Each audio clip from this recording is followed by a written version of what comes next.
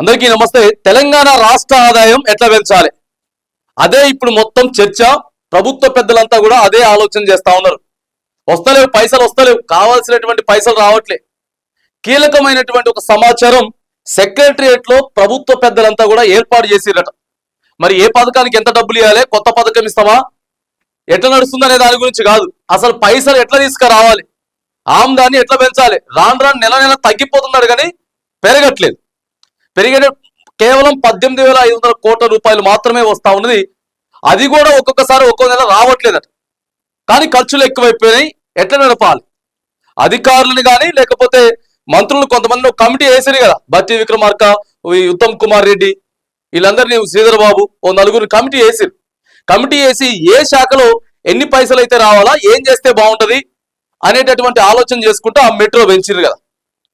ఈ కమిటీ అంతా కూర్చొనే మెట్రో పెంచిర్రు. 25 రూపాయలు దాన్ని 40 చేసిండ్రు, 35 దాన్ని 60 చేసిండ్రు. సామాన్యుడికి దాదాపుగా ఒక 600 నుంచి 1000 రూపాయలు ప్రతి నెల భారం మోపిరు. ఇంకా దేని మీద పెంచాలి, దేని మీద పెంచితే బాగుంటది? పైసలు వస్తలేవు. ఎందుకు వస్తాయి పైసలు? రియల్ ఎస్టేట్ పడిపోయింది కదా. రియల్ ఎస్టేట్ మీద ఎక్కువ పైసలు వచ్చేటి. ఇప్పుడు రియల్ ఎస్టేట్ నెల నెల పడిపోతుంది. ప్రభుత్వాన్ని నడపాలంటే చాలా ఇబ్బంది అవుతా ఉంది. ఈ నేపథ్యంలో బీర్ రేట్లు పెంచిండ్రు. ఇక లిక్కర్ అయితే మామూలుగా కాదు. తాజాగా మొన్న నైట్ బీర్ రేట్లు పెంచి ఆల్రెడీ 2 months అయిపోయింది. 2 నెలల క్రితం పెంచిండ్రు కోటర్ మీద, ఫుల్ బాటిల్ మీద కూడా రేట్లు పెంచి, సో ఇట్లా ప్రభుత్వాన్ని నడిపించేటటువంటి ప్రయత్నం చేస్తా ఉన్నారు.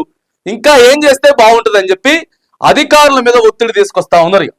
అధికారుల మీద ఒత్తిడి తీసుకొచ్చి మనం చేసేటటువంటి పనులు ప్రభుత్వానికి కానీ లేకపోతే ప్రజలకి మధ్య వారధిగా అధికారులు పనిచేయాలి.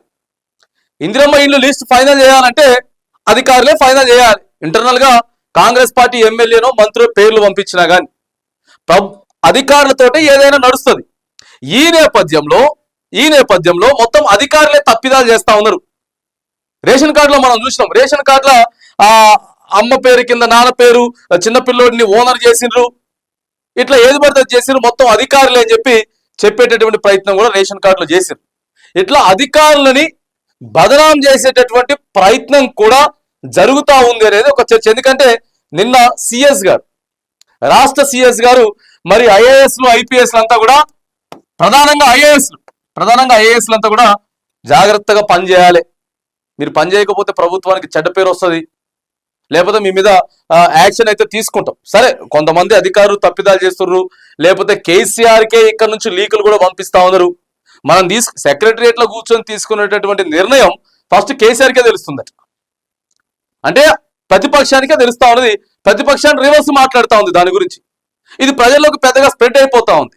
ఇట్లా కొంతమంది అధికారులు ఇక్కడ తిష్ట వేసుకొని కూర్చొని ఇబ్బందులు పెట్టేటటువంటి ప్రయత్నం అయితే చేస్తా ఉన్నారు అనేది కూడా సో ఒకటి వినపడుతున్నటువంటి నేపథ్యంలో ఇట్లనే ఇక ప్రభుత్వ పెద్దలు కూడా అధికారులనే మొత్తం బదనాం చేసేటటువంటి ప్రయత్నం ఇక ఈ సంవత్సరం ఏదైతే ఉందో అవసరమైతే అంతా అధికారులదే, ఇక అధికారులు అని చెప్పేటటువంటి ప్రయత్నం కూడా చేస్తాం. మరి కేసీఆర్ ఉన్నప్పుడు కూడా అప్పులున్నాయి. కేసీఆర్ ఉంటే ఆర్థిక పరిస్థితి బాగుండేదంటే అది కూడా బాగోదు.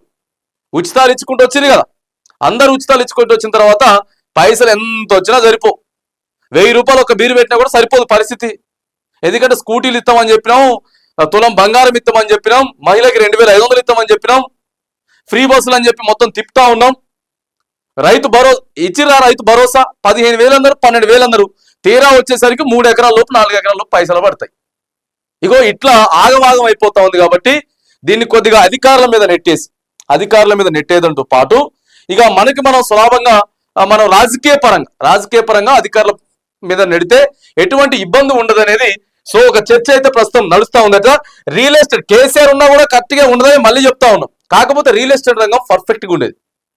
ఎందుకంటే ఇక్కడ భూముల రేట్లు పెరిగినాయి, బిల్డింగ్ల రేట్లు పెరిగినాయి. కానీ హైడ్రా తీసుకురావడంతో రియల్ ఎస్టేట్ అంతా వెనుకబడిపోయింది. ఎందుకంటే ఎక్కువ పైసలు రియల్ ఎస్టేట్ వల్ల వస్తాయి. రియల్ ఎస్టేట్ వల్ల తద్వారాగా ఏరియా డెవలప్ అవుతుంది, ప్రజలు పెరుగుతారు, మనం ట్యాక్సీలు కట్టుకోవచ్చు. ఇట్లా బిల్డర్ల దగ్గర నుంచి మనం ట్యాక్సీలు కట్టుకుంటాం. ఇట్లా రకరకాలుగా ఉంటాయి.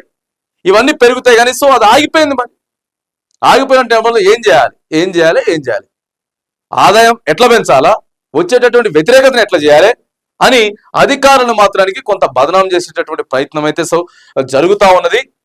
దీనివల్ల మంచిగా పనిచేసేటటువంటి అధికారులు కూడా మీరు మొత్తం అధికారుల మీదనే నెట్టేస్తే ఇప్పుడు ఏం చెప్తుర్రు, అధికారులే అని చెప్తున్నారు కదా, అంతా చేసేదంతా అధికారులేనా అని మరి వాళ్ళే చేస్తున్నారు అని చెప్పి మీరు వాళ్ళ మీద నెట్టేస్తే మాత్రానికి ఇంకా ఎక్కువ తప్పిదాలు అయ్యేటటువంటి అవకాశం కూడా ఉంటుంది.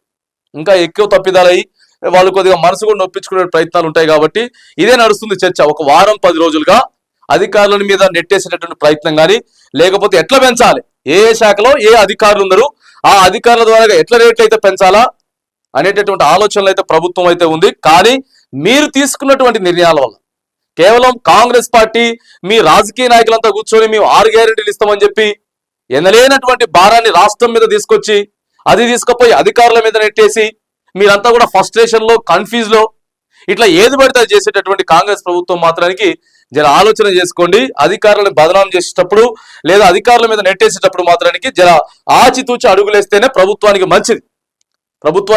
కాబట్టి సో మనమైతే హెచ్చరిస్తా ఉన్నాం. దీనితో పాటు ప్రభుత్వాన్ని బదనాం చేయాలని చెప్పి ఏ అధికారులు అయితే కొంతమంది చూస్తా ఉన్నారో మీ తీరు కూడా మార్చుకోవాల్సిన సందర్భం ఉంది. ఎందుకంటే మీరంతా ఎప్పుడైతే పర్ఫెక్ట్ గా పనిచేయగలుగుతారో రాష్ట్ర ప్రభుత్వం నడుస్తుంది. ఆ తర్వాత ప్రజలంతా కూడా మెచ్చుకునేటటువంటి విధంగా ఉంటది. కాబట్టి సో అటు రాజకీయ నాయకులు కానీ ఇటు అధికారులు కానీ కీలకమైనటువంటి IAS IPS ప్రధానంగా మీరు ఏదైనా లోటుపాట్లుంటే వాటిని సరిదిద్దుకొని రాష్ట్ర ప్రభుత్వానికి సహకరించి తెలంగాణ ప్రజలకి మంచి పరిపాలన అందించాలని చెప్పేసి మనం డిమాండ్ చేస్తా ఉన్నాం.